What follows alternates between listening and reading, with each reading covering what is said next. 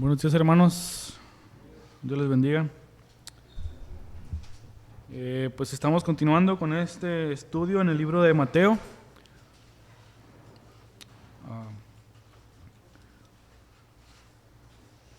Seguimos con las marcas de un verdadero discípulo.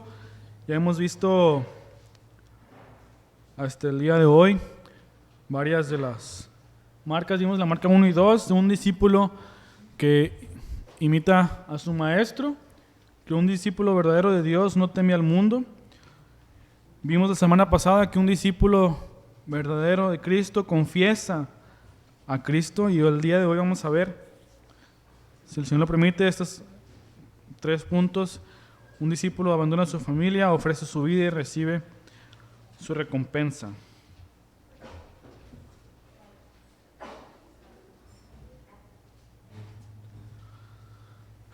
Vamos a orar, hermanos. Padre Santo, Señor, que te doy gracias, Señor, por la oportunidad una vez más que nos das de estar en este lugar, Señor, de poder estar en tu presencia. Señor, te pido que tú obres esta mañana, Señor, que tu palabra, Señor, sea expuesta fielmente, Señor, y que seas tú el que hable, el que exponga, Señor, y que tu palabra, Señor, sea la que penetre cada uno de nuestros corazones, Señor. Gracias, Padre, por esta oportunidad que nos das, y me pongo en tus manos, Señor, en nombre de Jesús. Amén. Pues dice la marca número 4 estamos viendo de un verdadero discípulo de Cristo, es que un discípulo abandona a su familia. Y vamos a ver bien qué significa esto en unos momentos. Dicen los versículos 34 al 37, no penséis que he venido a traer paz a la tierra, no he venido a traer paz, sino espada. Porque he venido para poner en disensión al hombre contra su padre, a la hija contra su madre, y a la nuera contra su suegra. Y los enemigos del hombre serán los de su casa. El que ama a padre o madre más que a mí no es digno de mí. El que ama a hijo o hija más que a mí no es digno de mí. La semana pasada vimos el punto que un verdadero discípulo de Cristo confiesa a Cristo. Y veíamos lo que implicaba o lo que significa verdaderamente confesar a Cristo. Y creo que como consecuencia lógica de que el punto siguiente es que lo que dice Jesús es que Él no ha venido a traer paz, sino espada. ¿Por qué? Si bien recordamos el contexto en el que el pueblo de Israel en ese tiempo estaba siendo oprimido, ya había sido oprimido por Babilonia, por Persia, y ahora estaba Roma sobre ellos, y ellos estaban esperando la promesa del Antiguo Testamento en el que iba a venir un rey, en el que iba a venir el Mesías, que iba a liberar al pueblo, y ellos esperaban que los liberara de Roma, esperaban que los liberara de los pueblos que los oprimían y ser libres una vez más como una nación. Sin embargo, Cristo en su primera venida, ese no fue su propósito. Él vino a ganar primeramente el reino espiritual, a ganar el corazón de las personas, que las personas que tuvieran fe en Él, y principalmente Él vino a morir por su pueblo. Tomando esto en cuenta, una persona que confiesa a Cristo, una persona que ha declarado su fe en Jesús, pues es una persona que creo que hasta el día de hoy podemos comprender que cuando una persona viene a Cristo es una persona que ha entendido el Evangelio, que ha entendido que es una persona pecadora, que ha entendido que es una persona que sin Dios, sin Cristo, va a estar esperando un castigo eterno. Cuando una persona es abrumada por el pecado, es abrumada por el conocimiento, el entendimiento de que por sí solo, en sus propias fuerzas, va a ser caer en las manos de un Dios justo. Es ahí cuando conocemos a Cristo, cuando conocemos que Él vino a morir en nuestro lugar. Cuando conocemos este evangelio, confiamos en Cristo, confiamos en Él y tenemos una paz con Dios.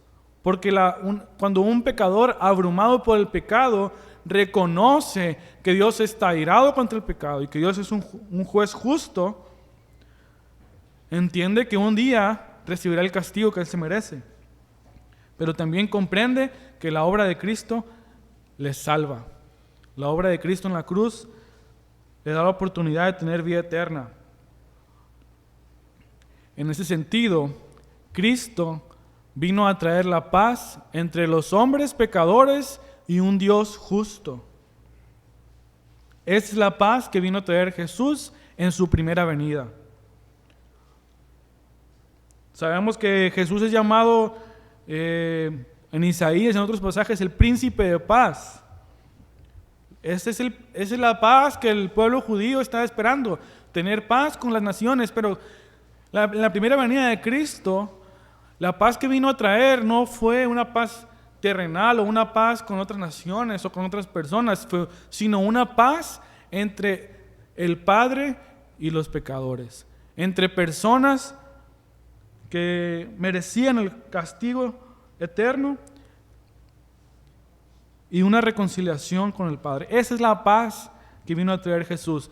Y si ustedes han estudiado el Descubra número 1, el libro número 1 tiene por nombre Descubra la paz verdadera, y esa es la paz que trae Cristo.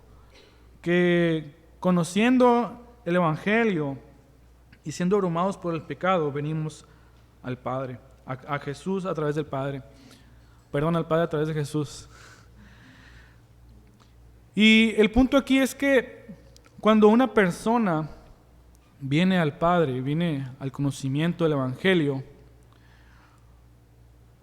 tiene una paz con Dios, pero en ese momento se convierte en un enemigo del mundo, en un enemigo porque este mundo, dice Efesios 2, que está gobernado por el príncipe de la potestad del aire, el espíritu que ahora opera en los hijos de desobediencia, que este es Satanás. Sabemos que Satanás es llamado el príncipe de este mundo, y él es el que de alguna manera gobierna este mundo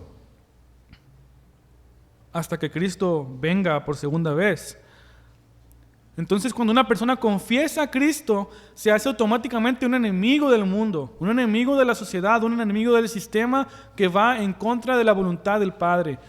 Es por eso que cuando una persona viene a Cristo, se dice que que tiene un nuevo nacimiento y que ahora estamos nadando contra corriente, porque ahora vamos contra la corriente de este mundo. Ya no seguimos en el pecado en el que estábamos, ya no seguimos en esa corriente en contra de la voluntad de Dios, sino que ahora vamos de acuerdo a la voluntad del Padre a través que Él nos ha dado a través de su palabra. En este sentido es que dice Cristo en el versículo 34 de Mateo 10: no penséis que he venido a traer paz a la tierra, porque no he venido a traer paz, sino espada. Porque he venido para poner disensión al hombre contra su padre y a la hija, contra su madre y a la nuera, contra su suegra. ¿Qué pasa? Creo que esta es la prueba, una de las pruebas más importantes en el comienzo de un caminar de un nuevo creyente. Cuando una persona viene a Cristo, cuando una persona confiesa a Jesús como su Salvador, vienen las pruebas, y creo que una de las pruebas más importantes o más duras para un nuevo creyente es que en ese momento su familia le rechace, que su familia, sus amigos, la gente que él consideraba, que esa persona considera más cercanos a él, ahora te dicen: si tú eres cristiano, si tú eres creyente, ya no me hables más, o ya no vengas más conmigo. El padre le dice a su hijo: en este momento ya no eres más mi hijo, ya no perteneces a esta familia. Y es lo que dice Jesús que está pasando aquí. Cuando confesamos a Cristo, ahora viene el versículo 34 y dice: no, porque no he venido a traer paz, sino que he venido a traer disensión al hombre contra su padre, a la hija contra su madre. Las pruebas más importantes o más duras que tenemos como creyentes, como nuevos creyentes, es cuando venimos al Señor y nuestra familia no está de acuerdo y nos rechaza y se aleja de nosotros. Dice 2 Corintios 4:4, si vamos a este libro.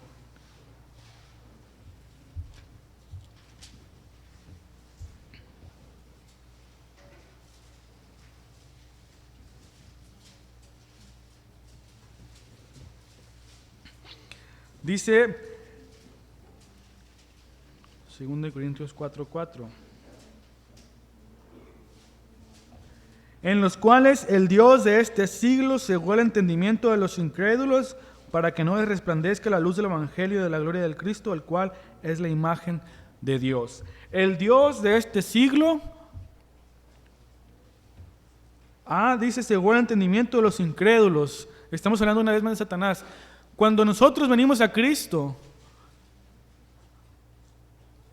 los incrédulos, las personas que no le conocen, porque han sido cegados, no pueden ver la gloria de Dios, no pueden entender el Evangelio, y automáticamente nos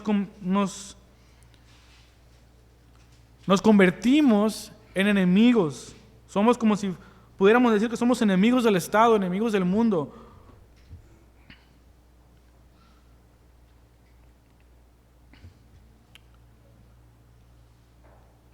Dice aquí que una de las grandes confusiones y conflictos de los israelitas era que ellos estaban esperando a su gran rey, a su gran Mesías. Pero Cristo no vino a eso, sino que vino a algo más importante, que fue hacer posible la salvación para los pecadores, indicando que su reino era de forma espiritual y dándole la bienvenida a todos aquellos que le confesaban. Todos aquellos que confiesan a Cristo se hacen, por lo tanto, enemigos del mundo, y lamentablemente nuestras familias, nuestros amigos, aquellas personas que nos rodean, si no son creyentes, son incrédulos que no viven conforme a la voluntad de Dios, y en ciertos casos ellos crean un rechazo hacia nosotros. Dice el versículo 37 de Mateo 10 que el que ama a padre o a madre más que a mí, no es digno de mí. El que ama a hijo o a hija más que a mí, no es digno de mí. Y no quiere decir que vamos a convertirnos en creyentes, venir a Cristo y alejarnos de nuestra familia. Eso no es lo que dice aquí. Lo que quiere decir es que si cuando venimos a Cristo y una persona que es de nuestra familia o de nuestras amistades, o una persona que es muy cercana a nosotros, en ese momento ellos ponen una barrera y te dicen que si quieres seguir siendo su amigo o su familia, o si quieres tener una relación con ellos, tienes que dejar a Cristo. Tienes que dejar esa iglesia donde vas, ya no vayas para allá.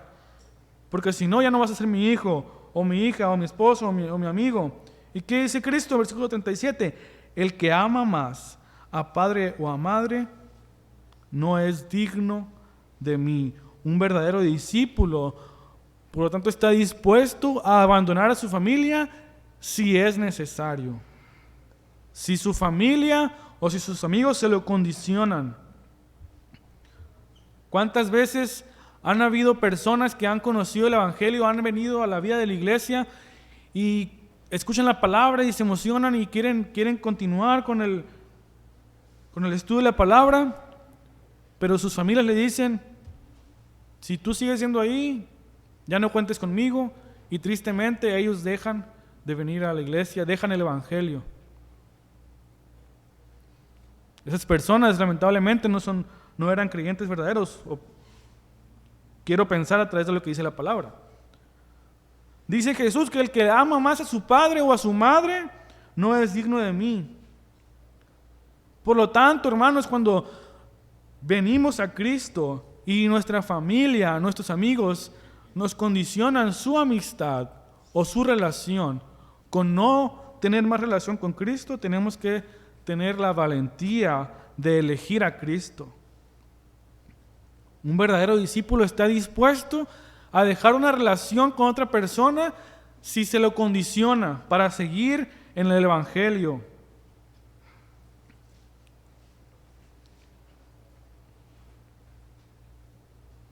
Nosotros como cristianos somos llamados a amar a nuestros prójimos, a nuestros hermanos, a nuestra familia, pero si esa persona nos dice que la condición es dejar a Cristo, debemos estar dispuestos a dejar esa relación.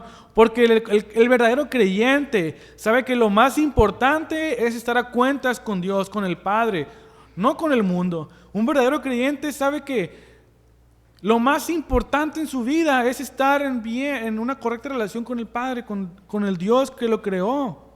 Que es más importante, que es más doloroso estar una eternidad lejos de la gloria de Dios, sufriendo en el infierno, que dejar de hablar por un tiempo a tu familia. Somos llamados entonces a confesar a Cristo y a estar dispuestos a alejarnos de las personas que no quieren que vengamos a Cristo. Porque lo dice muy claro en el versículo 37 una vez más: el que ama más a su padre o a su madre no es digno de mí. Somos enemigos del mundo y eso constituye que en muchas ocasiones podamos tener enemigos a nuestra familia, aquellos que son más cercanos a nosotros. Por eso dice el versículo 36 de Mateo 10: los enemigos del hombre serán los de su casa. Tristemente, hermanos, esto pasa en la vida de los creyentes y yo sé que es doloroso, yo sé que es triste dejar de a lo mejor tener una relación con tu padre, con tu madre, con aquellas personas con las que has vivido toda tu vida. Pero si es necesario, un discípulo está dispuesto a dejar eso atrás. Muchas veces los padres le dicen a los hijos: ya no vayas a esa iglesia si ya no quieres tener esos beneficios, y los hijos lo hacen. Matrimonios que el cónyuge le dice: si tú vas a esa iglesia o si tú eres creyente, ya nuestro matrimonio se acaba. ¿Qué dice la palabra? 1 Corintios 7, 13 al 15.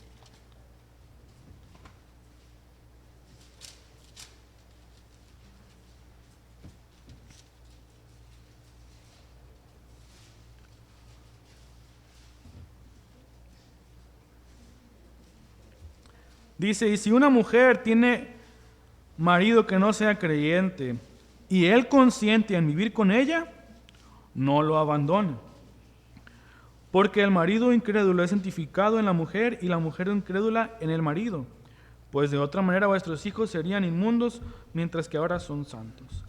Pero si el incrédulo se separa, sepárese, pues no está el hermano o la hermana sujeto a servidumbre en semejante caso, sino que a paz nos llamó el Señor. Las únicas excepciones en las que Dios te permite un separamiento es si dentro del matrimonio el cónyuge no creyente te dice: ya no quiero estar contigo. Dice aquí: sepárese, pues no somos llamados a servidumbre, sino que nos estamos llamados a traer paz. Nosotros como creyentes somos llamados a amar a nuestras familias, los esposos a sus esposas, los hijos a los padres a los hijos, en todo momento. Por lo tanto, mientras de nuestra parte esté, debemos amar a nuestras familias de la mejor manera posible. Sin embargo, si ellos no quieren tener relaciones con los creyentes, por causa de Cristo, debemos estar dispuestos a separarnos.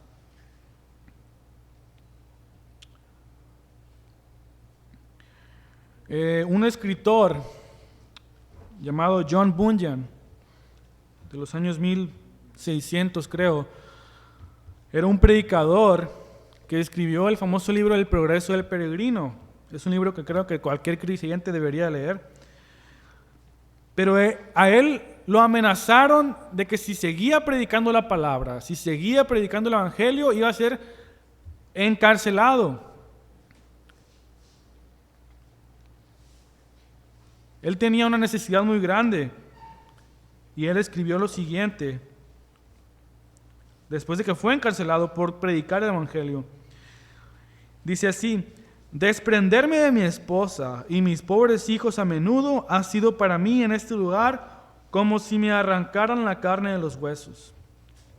Y eso no solo porque tenga demasiado cariño a estas grandes misericordias, sino también porque con frecuencia me llegan a la mente las muchas dificultades, miserias y anhelos que es probable que mi pobre familia deba enfrentar y que yo debería evitarles, en especial a mi pobre hijo ciego, quien yace más cerca de mi corazón que todo lo demás que tengo.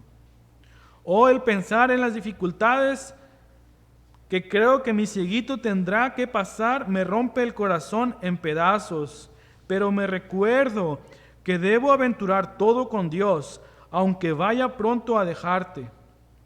O preví que en esta condición yo era un hombre que derribaba su propia casa sobre las cabezas de sus esposas e hijos. Sin embargo, pensé que debía hacerlo, debo seguir predicando el evangelio. Este hombre estaba consciente de que si él predicaba el evangelio, si él obedecía a Cristo, él iba a ser encarcelado.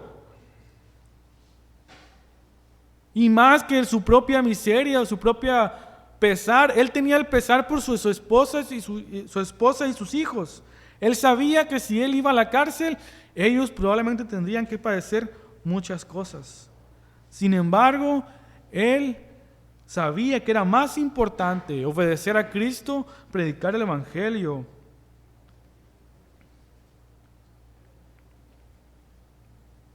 que ahorrar las penas de sus familias.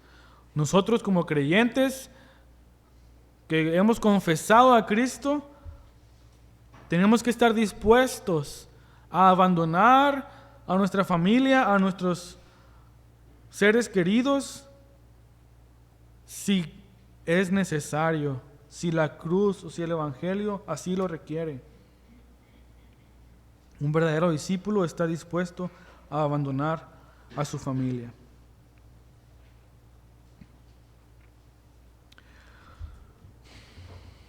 Versículo 38-39 dice de Mateo 10: y el que no toma su cruz y sigue en pos de mí, no es digno de mí. El que haya su vida la perderá, y el que pierde su vida por causa de mí, la hallará. Una quinta característica de un verdadero discípulo es que ofrece su vida, es que está dispuesto a entregar su vida. Años antes de que Jesús fuera crucificado y de que él dijera estas palabras a sus discípulos, unos cuantos años antes de su ministerio, hubo una revuelta en Israel. Unos judíos se habían puesto de acuerdo para enfrentar al imperio romano y expulsarlos de Israel. Estos judíos fueron rápidamente retenidos, fueron derrotados fácilmente y fueron crucificados. Fueron crucificados de tal manera que en el camino a Galilea pusieron todos sus cruces alineados al camino para que mientras la gente caminaba pudiera ver una cruz tras otra de todas estas personas que se habían rebelado contra el imperio romano, para que ellos supieran las consecuencias de derrotar al imperio romano. Cuando Jesús pronunció estas palabras, él no había sido crucificado. Los judíos, los discípulos no tenían un entendimiento realmente de que Jesús iba a morir en la cruz. Por lo tanto, cuando Jesús dice, el que no toma su cruz y sigue en pos de mí, no es digno de mí, él estaba haciendo referencia a que la cruz significa muerte. Los discípulos entendían que tomar su cruz significa que ellos podían morir, así como estas personas estaban crucificados en el camino. De manera que cuando se nos dice, Jesús nos dice que el que no toma su cruz y sigue en pos de mí, es una persona que tiene que estar dispuesto a ofrecer su vida si es necesario por el Evangelio. Es comúnmente escuchar entre la cultura en la que vivimos que una persona batalla con algo en su vida. Por ejemplo, no tiene para pagar la luz, se descompone su carro, tiene problemas con su hijo rebelde, no sé, y empieza a decir, ¿qué cruz me tocó pagar? ¿O qué cruz estoy llevando? Haciendo referencia a qué batalla es tener este problema en mi vida. Pero eso no es a lo que se refiere este evangelio o estas palabras de Jesús, sino que una cruz es un sacrificio voluntario de todo lo que se tiene, incluso la vida, por causa de Cristo. Es algo que, al igual que el Señor mismo, un creyente debe enfrentar cuando el mundo incrédulo arremete contra él debido a la relación que tiene con Dios. Cuando una persona ha confesado a Cristo, otra de sus pruebas va a ser el mundo, la persecución y, si es necesario, la muerte. Es por eso que Jesús dice que el que no toma su cruz y me sigue en pos de mí, no es digno de mí. Seguir a Cristo no quiere decir que vamos a tener prosperidad, como dicen otros evangelios, otras personas en otras iglesias. Seguir a Cristo no es algo fácil, ni es bendición tras bendición tras bendición terrenal. Seguir a Cristo es difícil, tanto así que tenemos que estar dispuestos a llevar nuestra cruz y seguir a Él y perder nuestra vida si es necesario por causa del Evangelio. Quiero recordar una vez más las palabras de Jim Elliot, de este misionero que perdió su vida evangelizando a un pueblo indígena, que dice: no es necio el que renuncia a lo que no puede conservar para ganar lo que no se puede perder.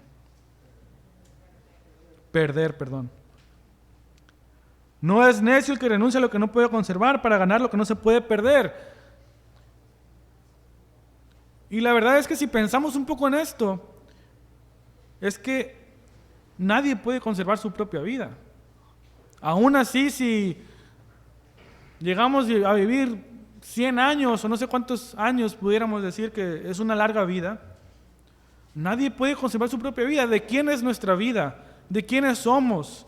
Somos del Señor. Aunque lo reconozcamos o no, aunque estemos conscientes del Evangelio o no, Él nos creó y nuestra vida está en sus manos. Por lo tanto, pensar que podemos ganar nuestra vida o conservar nuestra vida, creo que puede llegar a ser un poco necio o un poco contradictorio. Nuestra vida no es nuestra. Por lo tanto, un verdadero discípulo de Cristo está dispuesto a entregar esta vida en este mundo, porque sabe que su vida está en manos del Señor. Y quiero volver a leer Juan 6:39, que ya he leído varias veces estos días, pero es algo que realmente para mí es como que no hay otra manera de ver las cosas, o no hay otra manera de entender esto. Juan 6:39 dice que esta es la voluntad del Padre, el que me envió, que todo lo que me diere, no pierda yo nada, sino que le resucite en el día postrero. Si pensamos que nuestra vida no es nuestra, que no somos de nosotros mismos, que algún día vamos a fallecer, sea que conozcamos al Señor o no, morir por causa de Cristo no debe traernos temor o inseguridad. Como creyentes o como humanos, claro que nos da miedo, pero como creyentes, nuestra esperanza ¿en qué está? En Cristo, que dice que nada de lo que el Padre le da lo va a perder. Nuestra vida está en sus manos. Nuestra alma está en sus manos y Él no nos va a dejar ir, no nos va a perder. Cuando confesamos a Cristo, venimos a Él y Él nos guarda, de manera que nada ni nadie nos puede separar de Él, nada ni nadie nos puede apartar de Él. De manera que si morimos en este mundo, sabemos que nuestra vida está segura en Cristo. Y esa es nuestra esperanza, ese es nuestro gozo, nuestro anhelo. ¿Qué pasa cuando un creyente es atormentado por diferentes maneras, pero no tiene temor? Pero es atormentado, es perseguido, pero no tiene temor a la muerte, porque sabe que su vida, sabe que morir es estar en la presencia del Señor, sabe que en su vida está en las manos de Cristo. Y esa es nuestra esperanza, que cuando venimos a Él, nada nos puede separar. El pasaje paralelo de Mateo 10 está en Marcos capítulo 8, versículos 35 al 38.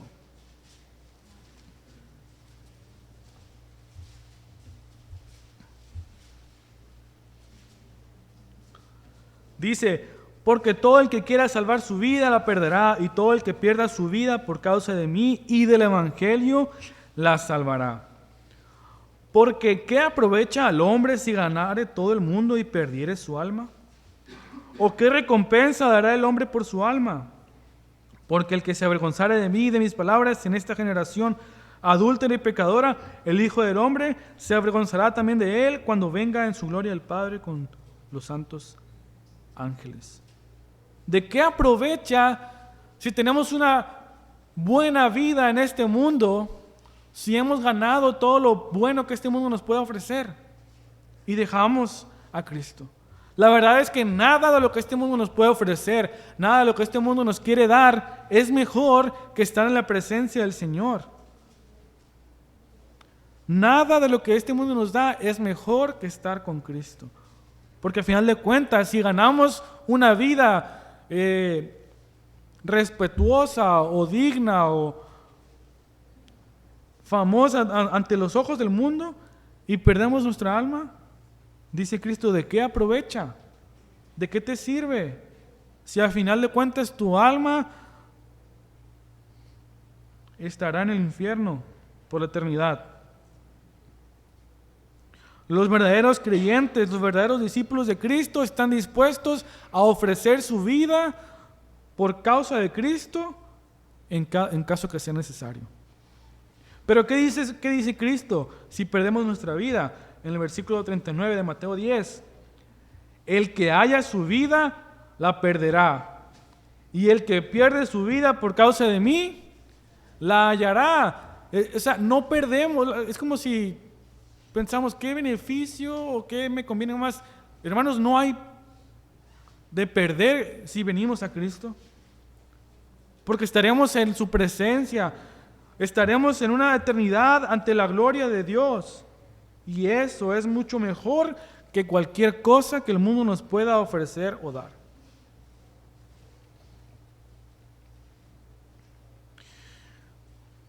Una vez más, quiero leer algo que escribió John Bunyan o Juan Bunyan, este autor, este predicador. Y es que cuando él fue llevado ante un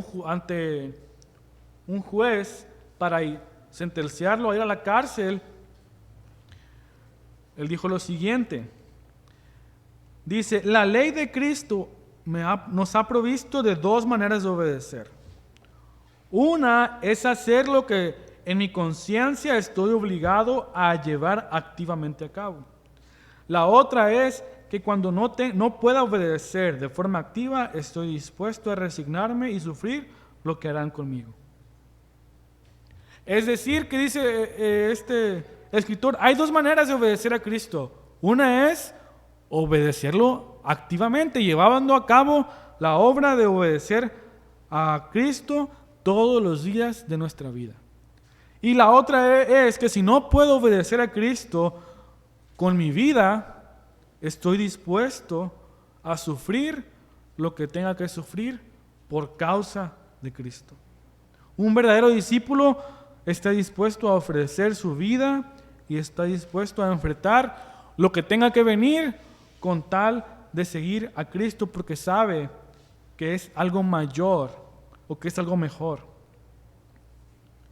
Y teniendo esto en mente es que vamos a ver el versículo 40, con la característica número 6, que es: un discípulo será recompensado. Dice el versículo 40: el que a vosotros recibe, a mí me recibe. Y el que a mí me recibe, recibe al que me envió. El que recibe a un profeta, por cuanto es profeta, recompensa de profeta recibirá. Y el que recibe a un justo, por cuanto es justo, recompensa de justo recibirá. Segunda de Corintios 5:20 dice que somos embajadores. Dice que somos representantes de Cristo en este mundo.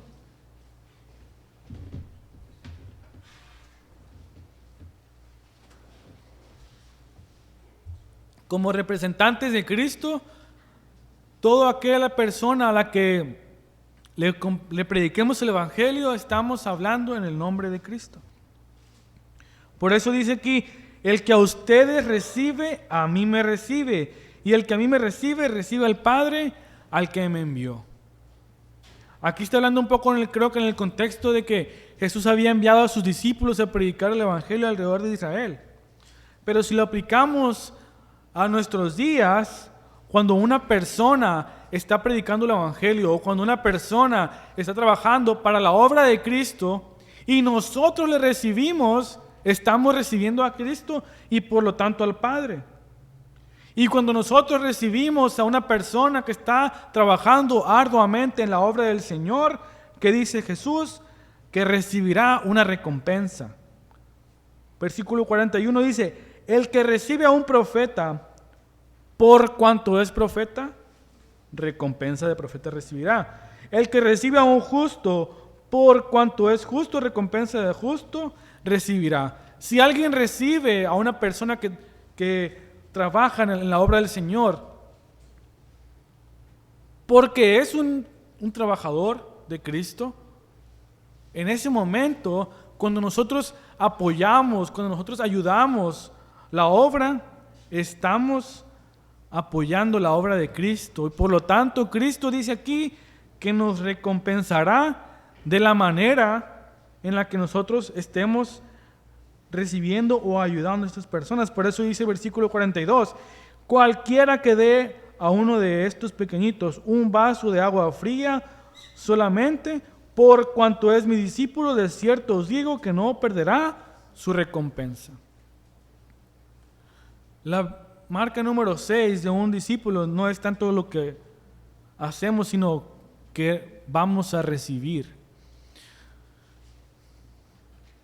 Y lamentablemente, bueno, no sé si decir lamentablemente, pero esta característica o esta marca es algo que muchas veces no vemos tan tangiblemente o palpablemente, o no lo vemos ni siquiera en esta vida. Muchas veces la recompensa que Dios tiene para nosotros puede que la llegamos a ver aquí o puede que no, puede que la veamos en la eternidad con Dios. Pero el punto es que cualquiera que ayude para la obra a cualquier justo, o sea, a cualquier creyente, porque es un creyente, entonces recibirá recompensa. Y dice, aunque sea un vasito de agua fría. O sea, lo más mínimo que hagamos para ayudar a la obra del Señor, aunque parezca más pequeño, no va a ser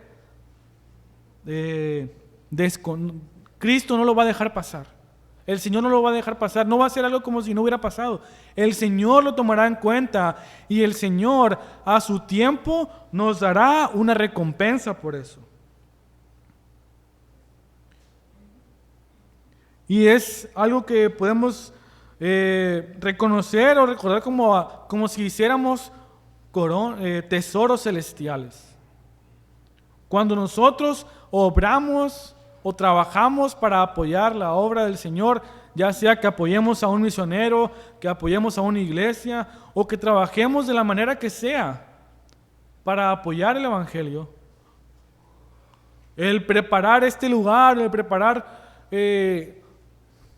no sé, en lo más mínimo que podamos ayudar, en lo más pequeño que podamos ayudar, para que el Evangelio sea proclamado, para que la palabra o la obra del Señor sea expuesta, el Señor no lo va a dejar pasar y Él lo tomará en cuenta. Y es como si hiciéramos tesoros celestiales y un día el Señor nos va a recompensar en este lugar o en la presencia del Señor. Pero al final de cuentas, todo lo que nosotros hacemos para el Señor lo conoce y no lo va a dejar pasar. Dice Juan Calvino, cuando una vez él fue a predicar la palabra a Ginebra, fue expulsado de esa ciudad. Y él dice de la siguiente manera: lo más seguro es que si yo hubiera servido al ser humano, esto habría sido una mala recompensa. Pero mi felicidad es que he servido al Señor, que nunca falla en recompensar a sus siervos en toda la magnitud de sus promesas. Cuando nosotros no tenemos que ser todos predicadores o todos hablar el Evangelio, simplemente en lo que apoyemos o que ayudemos a aquellos que lo hacen, dice aquí, si tú apoyas a un profeta, a un justo, a un discípulo, por cuanto es parte de la familia de Dios, porque es un representante de Cristo, por eso será recompensado, porque estamos apoyando a la obra del Señor. En una incomprensible participación de bendiciones, Dios muestra sus recompensas sobre toda persona que recibe a su pueblo, porque se trata del pueblo del Señor. El propósito de Jesús es que cualquier servicio hecho en su nombre a cualquiera de los miembros de su pueblo equivale a un servicio que se le hace a él y por tanto será recompensado. La ayuda más sencilla dada al discípulo más sencillo no pasará desapercibida o sin recompensa de parte de Dios. La última marca de un discípulo o característica es que será recompensado. ¿De qué manera? No lo sé, el Señor obrará en cada uno de nosotros como sea necesario, pero no será pasado por alto. De manera entonces que un verdadero creyente apoya la obra y será recompensado. Hemos visto pues hasta este día estas 6 características o 6 marcas de un verdadero discípulo de Cristo. La número 1 es que un verdadero discípulo imita a su maestro. Un verdadero discípulo no teme al mundo. Un verdadero discípulo confiesa a Cristo, abandona a su familia, ofrece a su vida y recibirá recompensa.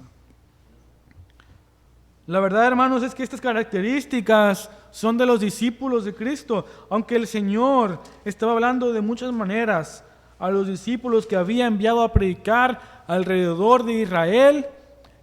Muchas de estas características pueden ser aplicadas a nosotros el día de hoy y podemos tener la confianza de que también muchas de estas promesas serán aplicadas al día de hoy. A cualquiera de sus creyentes que le siguen, que son sus discípulos. Por lo tanto, hermanos, nuestra confianza debe estar siempre en el Señor, sabiendo que Él nos recompensará, sabiendo que nuestra vida está en sus manos y sabiendo que no importa lo que nos pueda pasar en nuestra vida, en nuestro caminar como creyentes, nuestra alma está en las manos de Cristo y esa es nuestra seguridad, esa es nuestra esperanza de que nada de lo que podamos sufrir en este mundo es más grande que sufrir una eternidad lejos de la gloria del Señor. Por lo tanto, debemos ser valientes para hacer la obra de Dios, seguir a Cristo, ser sus discípulos, no importa lo que cueste, no importa lo que venga. Nuestra esperanza, nuestra paz está en que estamos en paz con Dios nuestro Creador. Seamos pues, hermanos, valientes y confesemos al Señor y vengamos a Él. Y oremos para que el Señor derrame de su gracia y podamos ser verdaderos discípulos, verdaderos creyentes que siguen a Cristo. Oremos, hermanos.